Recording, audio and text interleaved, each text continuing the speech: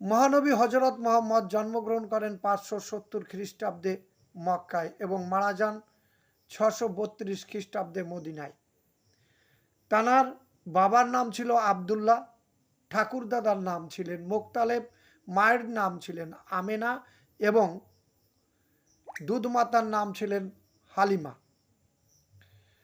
তানার বংশের নাম ছিল কুরাইশ, গোত্রের নাম ছিল বনি হাসিম। সমস্ত কুরাইশরা মক্কায় 360টি মূর্তি বানিয়ে পুজো করত, অর্থাৎ হজরত মোহাম্মদ বংশধররা মূর্তি পুজো করত। বন্ধুরা বলেন, হজরত মোহাম্মদ যদি তার বাবা, মা, ঠাকুরদাদা এবং তার দুধ মাতা সবাই যদি মূর্তি পুজো করতেন, সবাই কিন্তু কাফের ছিলেন এবং তিনি কিন্তু হিন্দু ধর্মের অনুসারীর গর্ভে জন্মগ্রহণ করেছিলেন। এটা কখনো মিথ্যা নয়।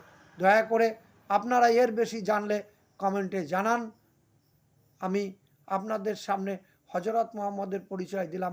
আরেকটা করতে বললে নয়, হজরত মোহাম্মদ কোনো দিন কলেমার পড়ে এবং তিনি মুসলমানি দিয়ে, অর্থাৎ নুনুর আগা কেটে তিনি কখনো মুসলমানি হন নাই এবং তিনি মুসলমান ধর্ম কারুর কাছ থেকে কোনো দিন গ্রহণ করেননি।